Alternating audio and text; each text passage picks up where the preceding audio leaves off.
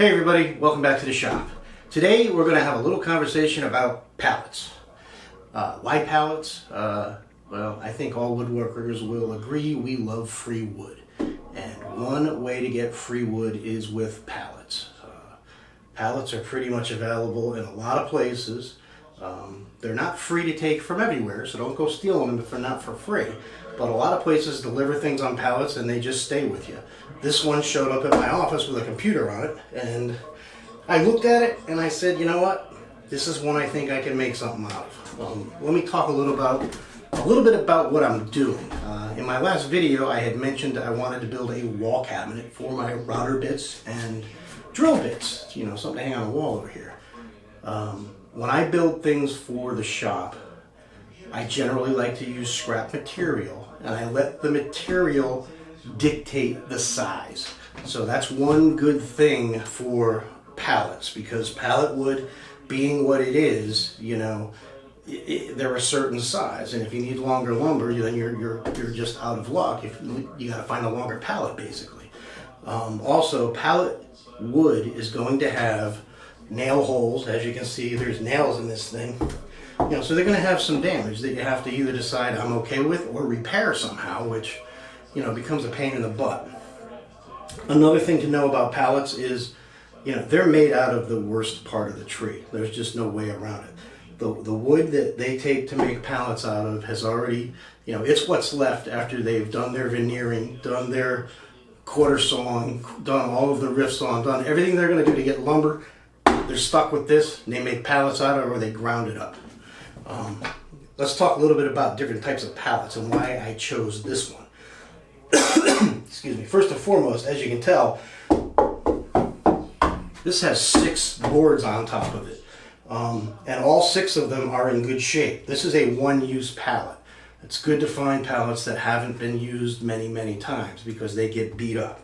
This pallet was used for the very first time to have a computer put on it. And that's key, because that means it wasn't used outside. So this thing, even though a forklift probably moved it, it wasn't dragged around on the cement. These bottom boards are not torn up either. I might actually be able to use them. You know, if the pallet's been used a lot and a forklift has been dragging it around, it's got a lot of dirt, rocks, all kinds of things that your tools hate. So those older pallets, just avoid them.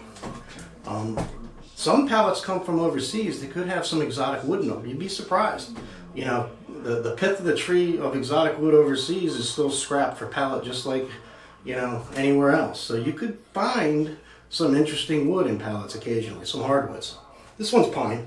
It's fine. Another thing I like about this pallet, and I don't know if you can see it. Turn it around here. It actually, this piece here, this block is particle board.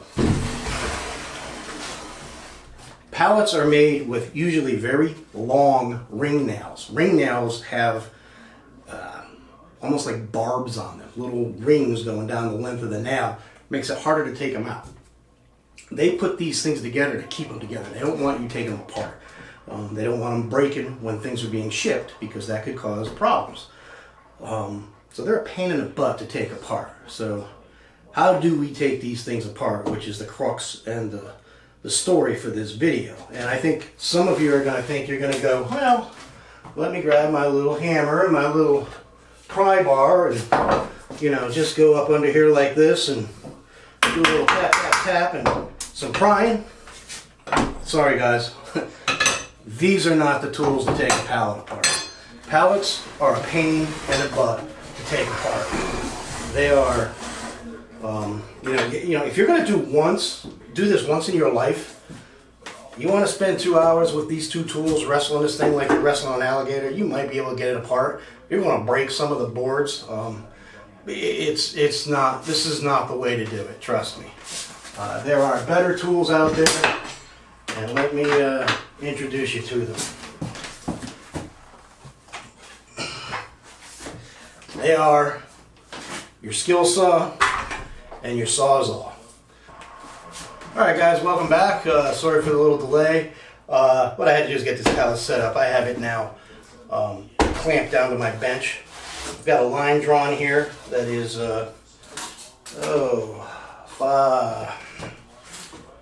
4 3/4 from the end, which gets all of these nails gone. I'm going to do that to both ends of this, and then I'll show you how we take care of the middle.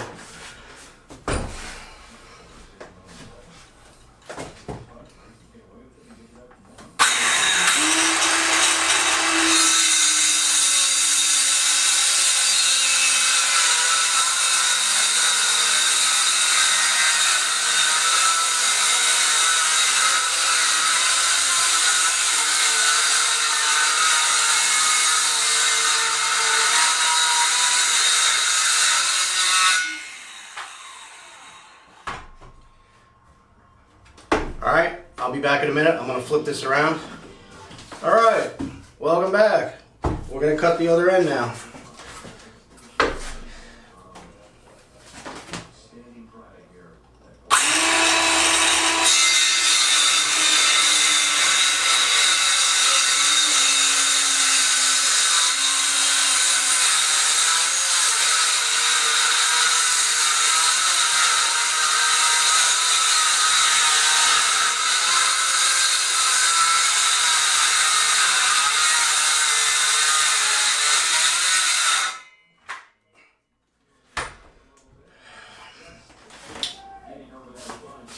Alright, so now we have both ends cut, and that left us, with a board that is rough at 29.5. So it looks like I should be able to get a 29-inch cabinet, which is fine for me. Like I said, if you needed a 30-inch cabinet, you would be dealing with this wood on each end. That's the beauty of me being able to pick and choose the sizes as I go. Hey everybody, welcome back. Okay, so we have done the circular saw part of this pallet tear down. Actually, that was on the other side of this board, as luck would have it for me, but not for you, because you want to see how to do this. The boards on the top of this pallet, on the ends, were literally held in by little finishing nails. They didn't use the normal big ring nails, and I was able to just peel these things off. So I wasn't able to demonstrate the Sawzall middle version. So I'm going to do it on the bottom of this thing. I'll show you how normally you would take a full pallet apart to save the full length of the board. So what you can consider is this is just another pallet. I have flipped this one over, and instead of having runners everywhere, we have the slots that sometimes you see in pallets. So let's say I did want to get this full, what did we say it was, 39 inches, 40 inches? Yeah, 39 inches. So I didn't want to, I don't want to cut here and here. I want to save everything. These nail holes I'll deal with.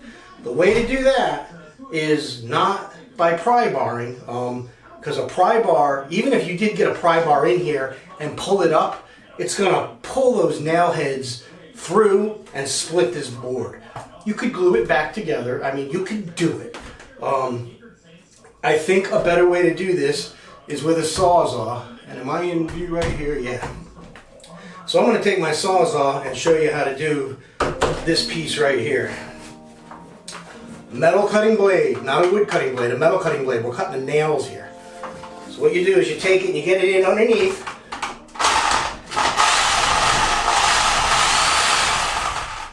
So let's go from this end.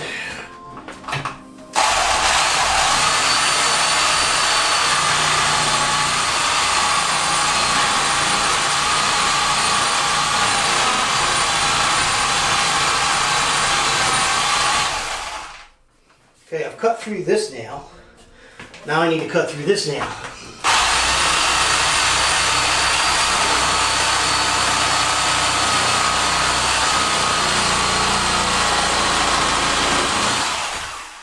As you can see, it popped up. And then you just move your way down.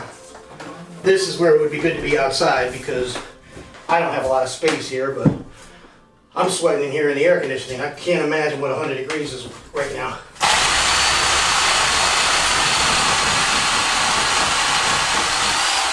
As you can see, the Sawzall makes very short work of the nails.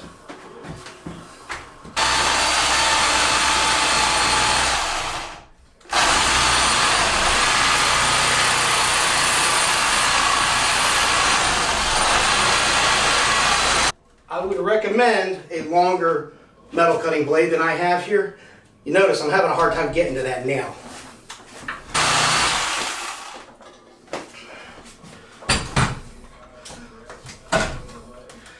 And there you have it. That was actually a finished nail too. So that one came out nicely. And that's basically it. You just keep going down through, cutting them one after another. I'm not going to show you all of them here. I will continue, then restart the camera and show you the final step. Alright guys, welcome back. I fought and beat this thing up to the end here. This is the only two pieces of scrap that I just don't see any reason to take apart any further. All of those nail holes wouldn't be worth it to get these two boards down here. Let's just get these out of the way and show you some of the boards I was able to save. Here's a couple of those bottom boards.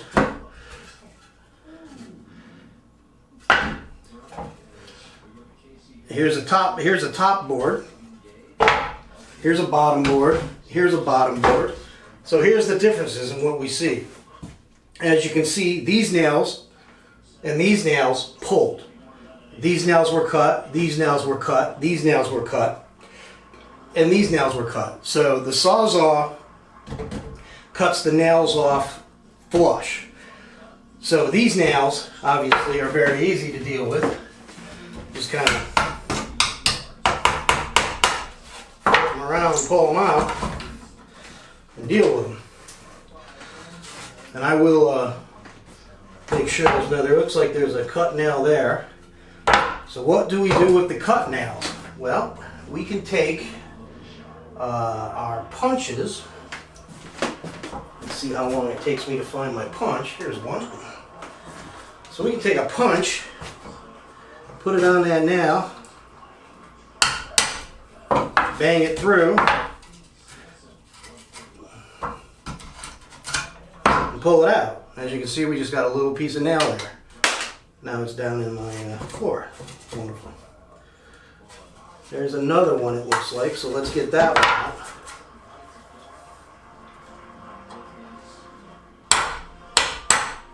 You could probably drive them right through. I think I did with that one. Yeah. There it is, little nail head that was cut off. So you just got to go through and get every piece of nail out. Here's one that was cut, but as you can see, it was cut as I was prying because it's got a little bit here, which I may not even need to use the punch. I might be able to just hammer that down and pull it out. Again, a cut nail. And just rinse and repeat. There's one there that was cut. Plunge it through. There's a hole here. I'm assuming there's a nail in there. Plunge it through. That nail's gone. That nail's gone. Okay. There's nail heads there.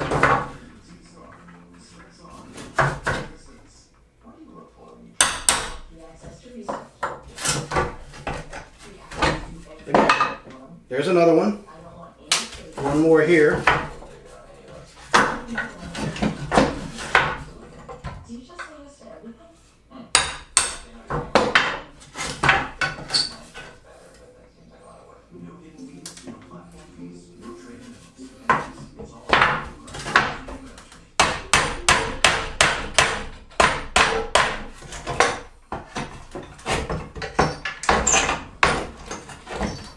And there we have it.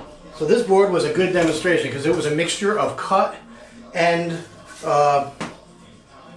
pulled nails. Now there's no nails in this at all. I could go through and start finishing it.